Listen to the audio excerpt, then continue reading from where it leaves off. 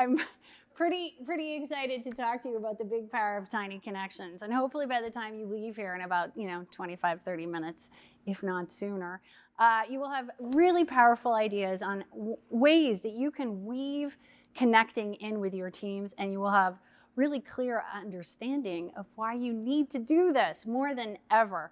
As you can see, I wrote a book called The Big Power of Tiny Connections. I thought it would be on sale for you, but that did not line up. But it is available on Amazon and has almost 100 5-star reviews. So I can't possibly have that many friends that are lying, or do I? Well, I don't know. But a very interesting thing happened last week that I want to share with you. I was consulting at an agency in Manhattan, and after I was done with my workshop, which was on connection, go figure, I sat down with one of the C-suite leaders, and they were telling me that they were starting to mandate not 1, but 2 days back in the office. And I said, yes, this is exactly why I'm here. This is why we're talking. Hybrid is a whole new world. And they looked at me and they said, yeah, well, we were doing okay with 1 day, but I am getting a lot of pushback on 2 days. I said, really? And they looked at me and they said, and it's all from women. I said, are you kidding? And they were like, nope. Now, I texted them yesterday and I said, I want to know the numbers because I'm going to share this story tomorrow because this is really concerning to me. This is not okay. And they said, okay, we're at like 98% women and there's a couple of men. And they're literally threatening to walk if they have to come back into the office 2 days a week. And I think this is a real problem because it's in those little moments at work that we deepen connection, that we get access to opportunity, to promotion, to new career directions. And when we step out of the game, because yes, it's great to be able to have all that flexibility at home and manage the kids and all the other things that we are juggling. But when we step out of that connection flow, we are truly doing ourselves a disservice. And so I'm hoping that through this, we all see a way forward that's not going to be, hopefully, too much stress. So I'm curious. I'm going to ask for a little participation. What do you think is the value of connection at work? What are the big pros? Why do we need connection at work? Throw it out. Okay. Drugs? I was like, that's different. Trust? Yeah. Yeah. Okay. And why else is connection, feeling connected, important? Yes. Yes. Another way of saying that might be social network. Yes. Yes. Yes. So, I mean, you guys, research really shows that connection makes team members happier, more engaged, more productive, and less likely to quit, which at the end of the day, that saves us money. And as you heard Barbara say this morning, it costs 3 to 4 times an employee's salary to replace them. Now, she's talking top level, and a lot of people lower level, they're like, oh no, it definitely doesn't cost that to replace my $75,000 individual. But according to Gallup, it costs 50 to 100% to replace them. So it's still incredibly expensive. So if we know that happiness leads to higher engagement, and higher engagement leads to greater productivity, do you see where we're going here? Greater productivity leads to, let's make more money together, baby. And at the end of the day, what do companies like? They like profitability. So can I just see a show of hands? Who agrees with this slide? Okay, pretty much everyone. So we are on board. Awesome. So then if we know that happiness leads to greater engagement and drives to profitability, who's responsible for creating culture at work, right? So we have to ask ourselves, one more thing for me to do perhaps, maybe, maybe not. So one of the things I do to up-level my coaching skills is I work in different environments.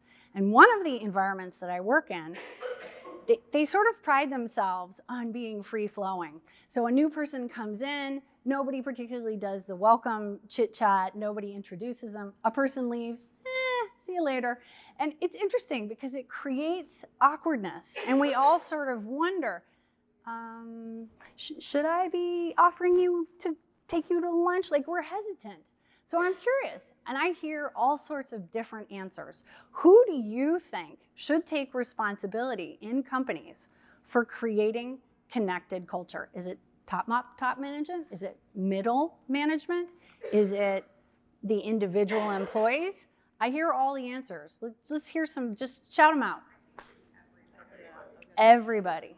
But it has to be supported from a leadership perspective as well, especially when we've been remote or mandating in office.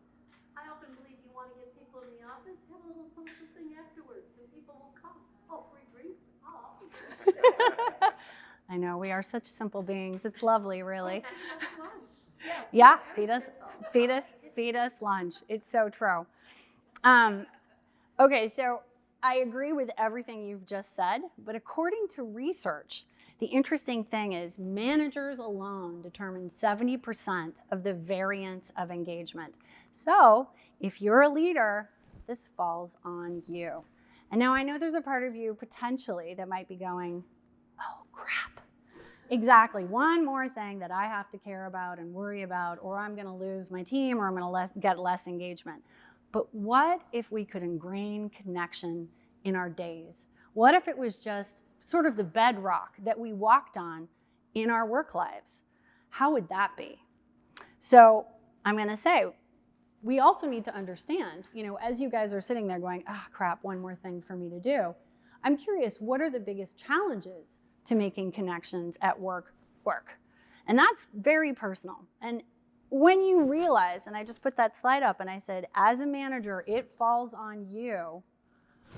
What did you feel? I'm gonna ask everyone to just take a breath. Maybe even close your eyes for a second and think, what is the biggest resistance that you feel inside? And take another breath and just think about it for a second.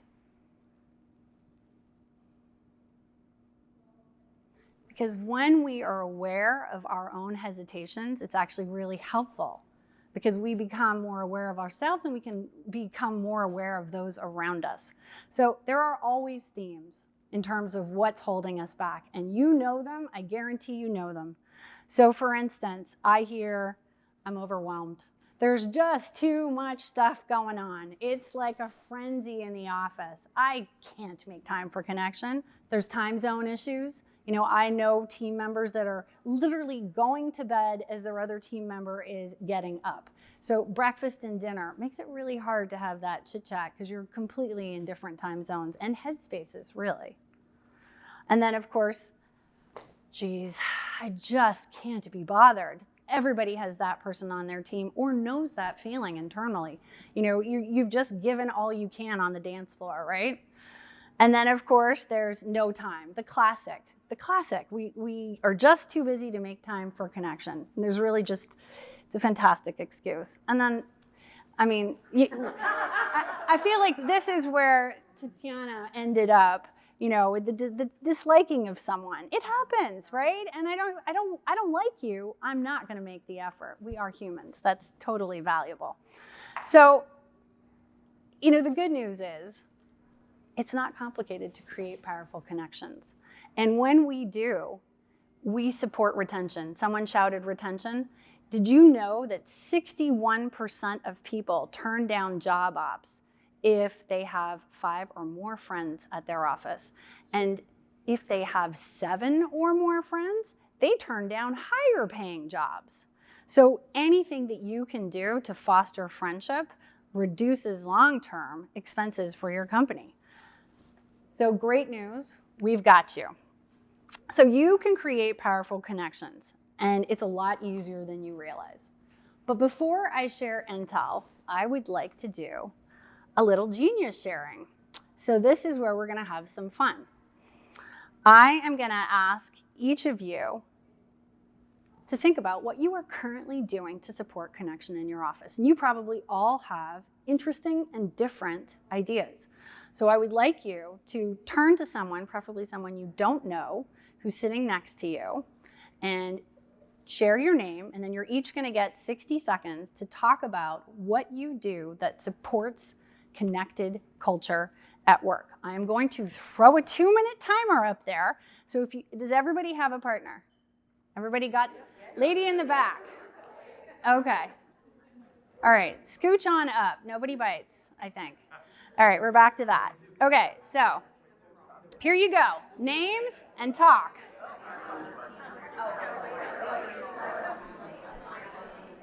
All right, did everybody get to share? Awesome, okay. So what I want you to do is, I'm gonna give you the answer that every single person shared today. I'm gonna follow up and actually compile it. All you have to do is pull out your phones. Everybody grab your phone. And you're gonna text the word connect to the phone number that's up on the screen. So you dial as though you're gonna like text some random number, except it's, Textify.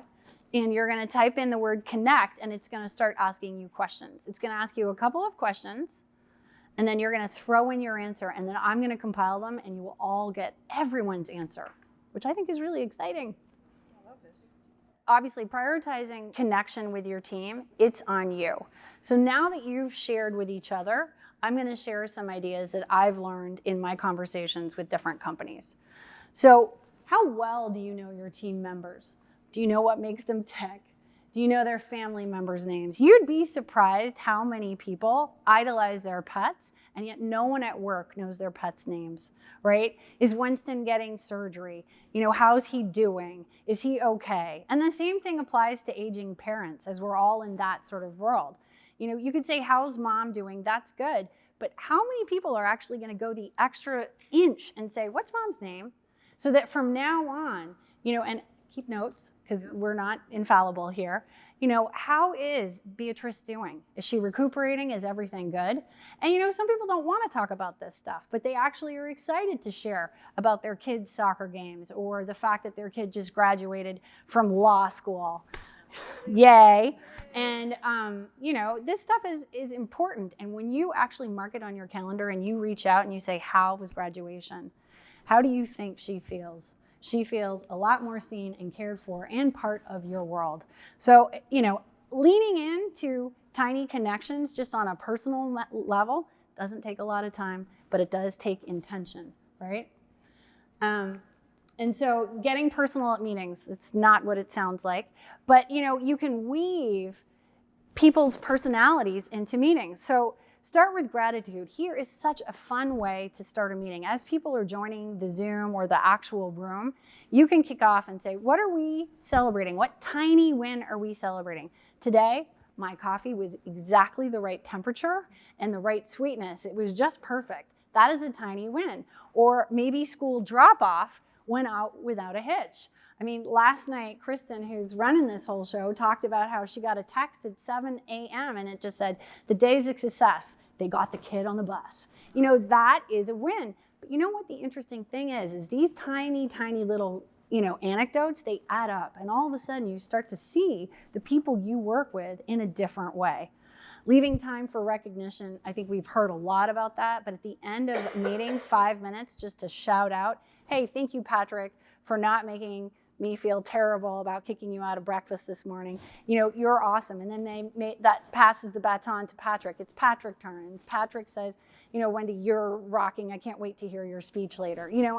Just 5 minutes of that changes the vibe as opposed to work process outcome, right?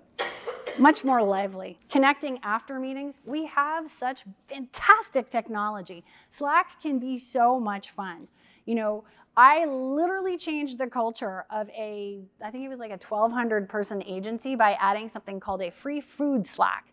They had, I think, 42 meeting rooms in this huge building, and you never know who had good sandwiches or really good cookies, or they were literally doing a taco fest. And you know what?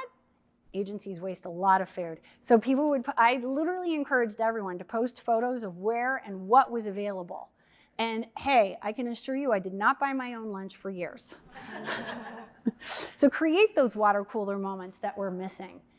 People can jump on Zoom for a half an hour and just have lunch.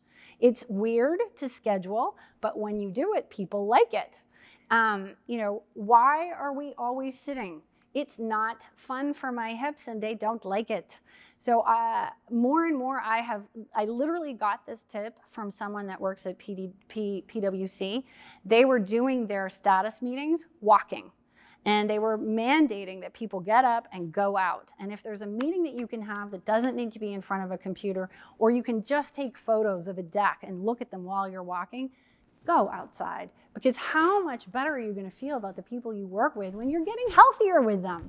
And you're also like talking about the birds and the trees and the outcome, right? Well, really what we're doing here is layering connection over a workload. So it's really like icing on the cake. So engage your team. Ask them what they would like. I guarantee you're going to get some great answers. You know, leaning into that, what are the ideas that you guys would like? What would support you all feeling more connected? And if at the end of the day, they say something like free lunch, free drinks, great, do that. There's always room for that, because especially when it saves us a lot of money. So I want to share an interesting success story. There's an agency in the Midwest that I do some consulting for. And I found out that on Fridays, they have team meetings every Friday.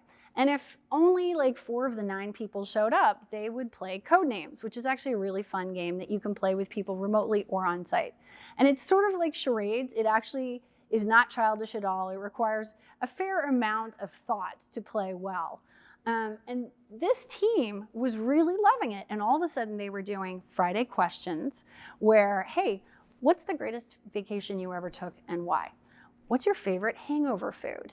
You know, random Friday questions. Now these were saved to the last 10 minutes of the Friday team meet, right? You have to do some work, fair. But all of a sudden, people were showing up with a different attitude. There was a Friday outfit on many occasions. So for instance, if there was a sporting event, just wear whatever team spirit you feel represents who you are. Halloween's coming, what's a classic Halloween t-shirt that you could wear? Things like that just really started to get team players involved. 5 minutes, we're good. So here's the interesting thing.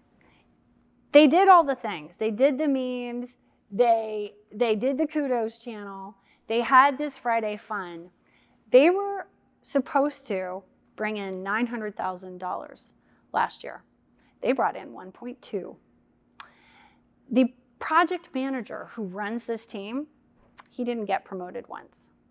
He got promoted 3 times in a year because he was doing so well. Site traffic for their client went up 256%. Not one single person from this team quit. 0 attrition. Like, they are the happiest bunch. And one of the people that I know that works there who really could be making double her salary refuses to even look elsewhere. She's just so happy. She loves the work, she loves the people, and she loves the games, right? So it's just a little touch. But this kind of connection is priceless. And another way you can build connection is through storytelling. I just shared a story that really exemplifies how connection flows through an agency, flows through the people, and then flows through the outcome. Are your team members showing up in a way that really connects with the story that you want them to share, whether it's about your company, whether it's about your team? Because when we tell great stories, we connect in a much deeper way.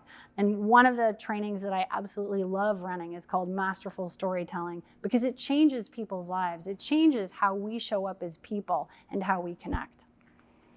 And so I'm curious, almost at the end, I would like you to turn to the person you were working with, and I would like you to verbally commit to doing something in the next week that you haven't done, something that maybe you just heard. So I want you to commit. How did that go? Do you feel like you're actually going to commit? Yes. Yes? I feel like saying it, gets you 20% more along the way. So I'm going to support you doing 20% more. So at the end of the day, hopefully you guys have learned something. If you have questions, you can keep texting with the bot, and eventually it will reach me. Or you obviously have my email address. I hope you really have greater clarity around how tiny, tiny little connections can have big impacts, because it really is a big power of tiny connections. Thank you.